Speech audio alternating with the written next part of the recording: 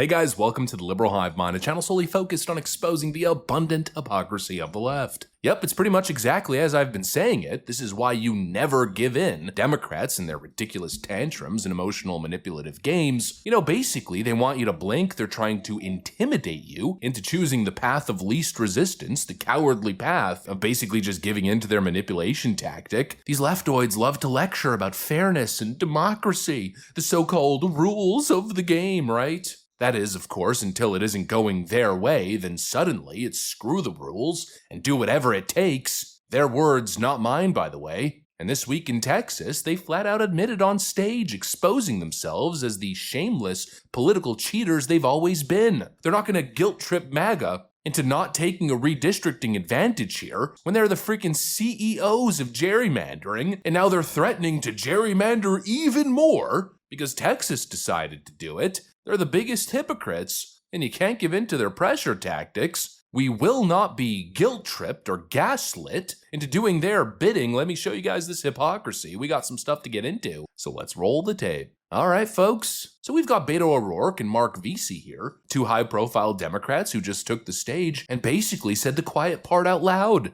Look at this. That's the message that needs to be sent. And to these other blue states that are out there, with these blue governors and blue state legislators, I don't want to hear about this bullshit about what y'all's constitution. Y'all need to have a special session. And you need to get to redrawing their asses out in Washington. Get to redrawing their asses out in Illinois. Get to redrawing their asses out in New York. Get to redrawing their asses out in New Jersey. Get to redrawing their asses out in Maryland. We're not going to let him stop us. Are you with me on that? Ándale. It also means, as Mark was saying earlier, we don't await the punch thrown by these would-be fascists to land.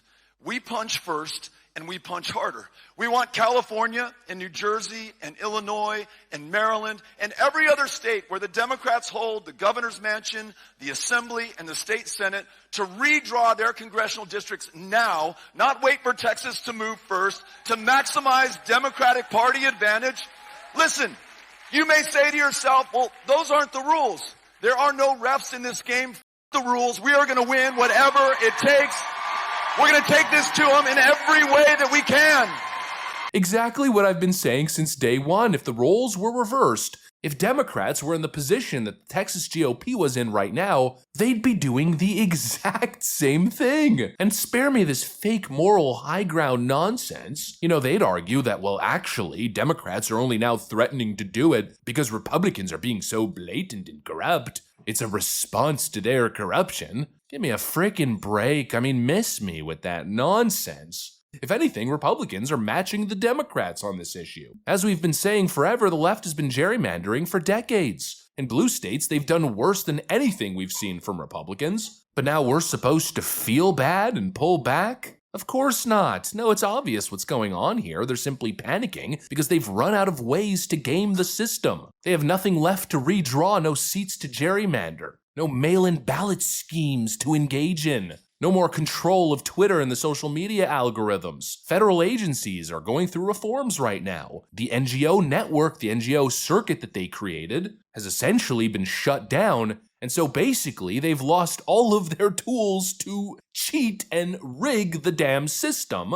And now they're melting down because their power is finally in jeopardy. They're finally getting a taste of their own medicine. And I just gotta reiterate, now is not the time to have cold feet, to fall for this rhetoric, to fall for their emotional game, their theatrics, the dramatic, excessive displays and exaggerations. There's nothing corrupt going on here. There's no attack to democracy. No, the response from the GOP base should be quite the opposite. Frickin' double down. Good. That's the only word that should be said, frankly. There's no reason to apologize. If the plan right now is to get rid of Jasmine Crockett's seat and expand the Republican map, don't respond with, is that even legal? Can we do that? Are the Democrats gonna now do something in return? Is this the end of our democracy? No, just simply respond with, good. Jasmine Crockett's seat is getting deleted? Good. More GOP seats? The potential end of Democrat electoral viability? at least for the short term until they reform themselves and start winning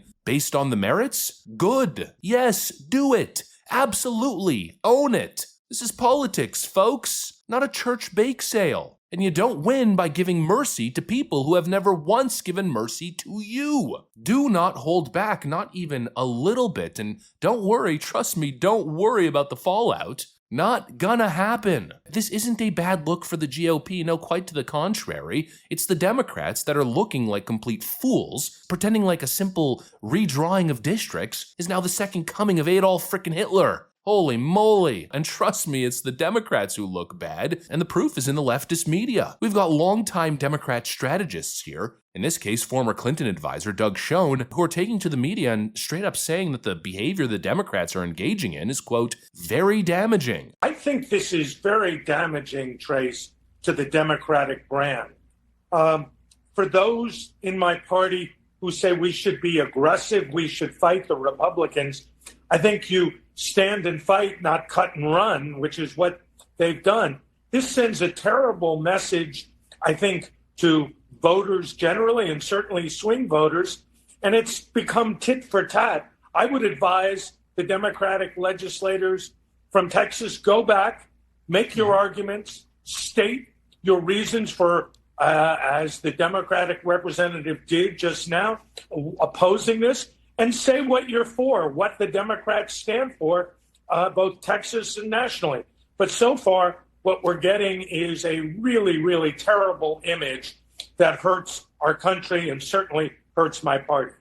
Exactly. The Democrat brand is in the gutter right now precisely because of this kind of crap. It's been nothing but tantrum after tantrum after tantrum. And what have you noticed throughout all of this? The Democrats keep going lower and lower and lower. They're literally at rock bottom right now in terms of polling data. I've never seen the Democrats this weak. Not in my lifetime. Not in my time as an adult covering politics. That's for sure. I mean, we're just coming off the Obama era. It feels like we went through a little bit of a liberal revolution as of late. Well, we went from Democrats dominating the day to Democrats at the bottom of the frickin' barrel, losing everything. And now, well, it seems like they're about to lose even more. The petulant screaming, the tantrums, aren't convincing the American people to turn on Texas and side with the Democrats. No, if anything, all they're doing is making things worse. What are they going to accomplish here? Nothing. Greg Abbott said it best recently.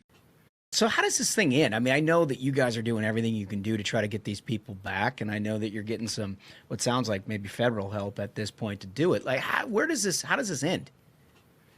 The way it always does, and that is the Democrats always come back. It could be tomorrow, it could be next week, it could be next month.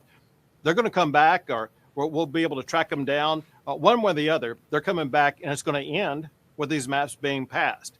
And, you know, what I'm thinking now is if they don't start showing up, I may start expanding it. We may make it 6 or 7 or 8 new seats we're going to be adding on the Republican side. Yeah. The wall just got 10 feet higher.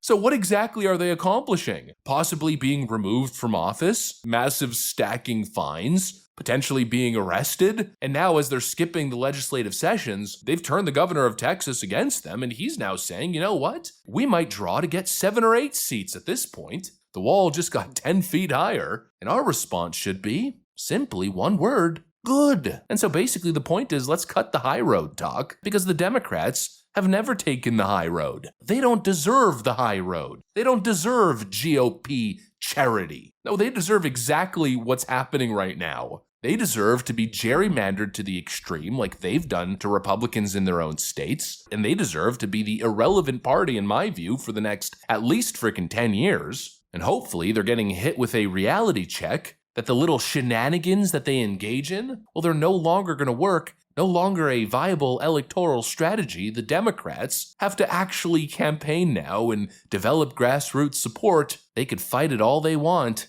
but I really wouldn't advise that, because the more they fight, well, the taller the wall's gonna get. Anyways, that's pretty much what I got for you guys. Hopefully you enjoyed the video. If you did, make sure to leave a like and possibly subscribe. Thanks for watching, and I'll see you on the next one.